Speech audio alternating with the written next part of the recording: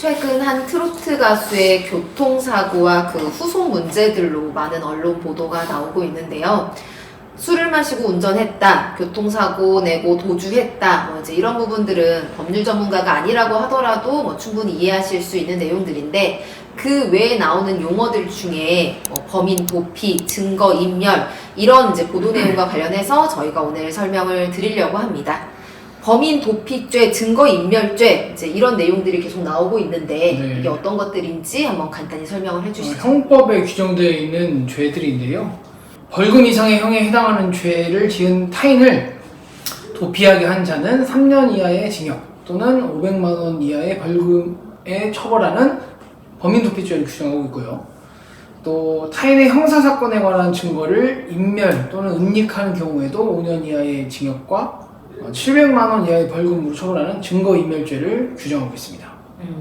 최 변호사님 말씀대로, 그러니까 다른 사람을 도피시키거나 다른 사람의 증거를 인멸을 한 경우라고 하는 거니까, 그렇다고 하면 이제 이 사건에서 이제 이 가수는 문제가 되지 않는 건가요?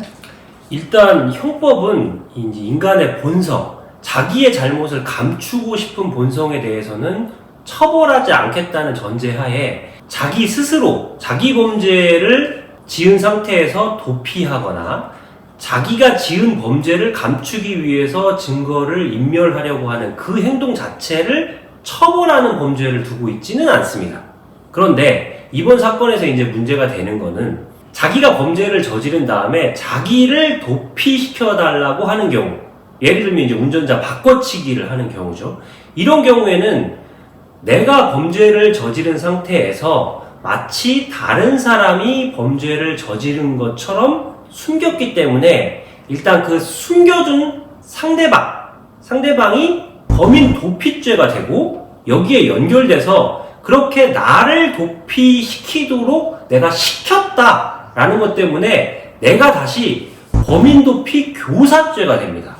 증거인멸도 이제 비슷한 방식으로 이어지게 되는데요. 내 범죄의 증거를 내가 인멸하면 그 자체를 가지고 처벌하진 않습니다. 그런데 나의 범죄에 관한 증거를 다른 사람에게 인멸하도록 시켰다라고 하면 그 다른 사람은 증거인멸죄가 되고, 그걸 시킨 나는 증거인멸 교사죄가 되는 겁니다. 그럼 이제 그 설명대로라고 하면은 차라리 내가 그냥 스스로 도피하고 내가 스스로 증거인멸하고 이게 더 나은 거잖아요? 그렇죠. 이제 형식상으로만 놓고 보면 그런데, 저희 이제 변호사들이 형사사건 다 아시는 것처럼 결국 이 사건에서도 구속영장이라는 게 이제 청구가 됐는데, 구속영장이 발부되는 주된 사유를 대표적인 경우를 뽑으라고 한다면 도주의 우려, 증거인멸의 우려입니다. 그러니까 내가 도망간 것으로 인해서, 내가 증거를 인멸한 것으로 인해서 그 사실만으로 처벌되진 않지만 내가 원래 저지른 본죄가 있기 때문에 그 본죄를 수사하고 처벌하는 과정에서 도주했다는 사실, 증거를 인멸했다는 사실이 나를 구속되도록 만들 수도 있고 최종적으로 형량을 높일 수도 있기 때문에 이게 반드시 형사사건 진행에서 유리하다, 이렇게 보기는 어렵습니다. 이번 사건 같은 경우에는 초기 대응이 사실상 아쉽기는 한데, 앞으로 수사 결과가 어떻게 나올지는 지켜봐야 될 것 같습니다.